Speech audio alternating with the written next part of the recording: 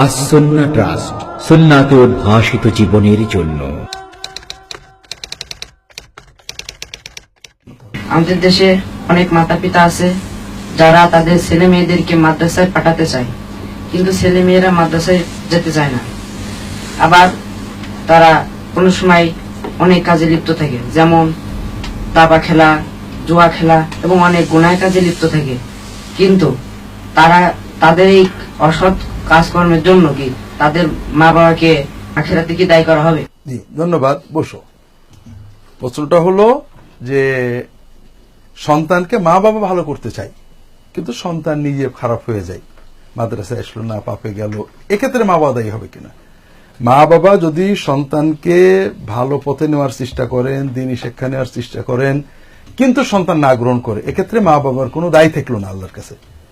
সন্তান নিজের অপরাধের জন্য দায়ী হবে। আর মা বাবা যদি সন্তানকে শেখানোর চেষ্টা না করেন আর এই না শেখার কারণে সন্তান পাপ করে, তাহলে এখানে মা বাবার দায়ভার থাকে।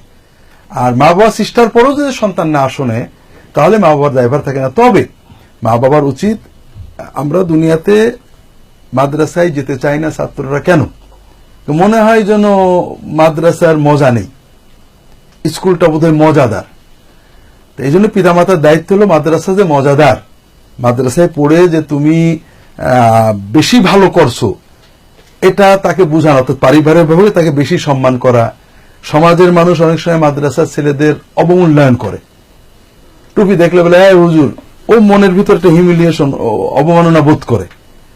আবার বাড়িতে যেও যদি দেখে যে তার সম্মান কম, তখন সে নিশ্চিত হয় যে আমার বাবা মা আমাকে একটা কম সম্মানের বা অসম্মানের জায়গায় দিয়েছে, তখন তার ভিতরে প্রতিবাদ তৈরি হয়, এই জন্য সে খারাপ হয়ে যায় অনেক সময়।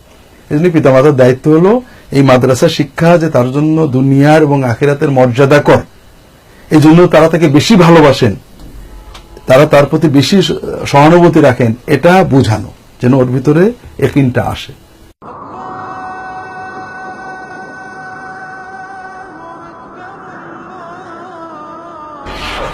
আসন্না ট্রাস্ট, সুন্নাতে উদ্ভাসিত জীবনের জন্য।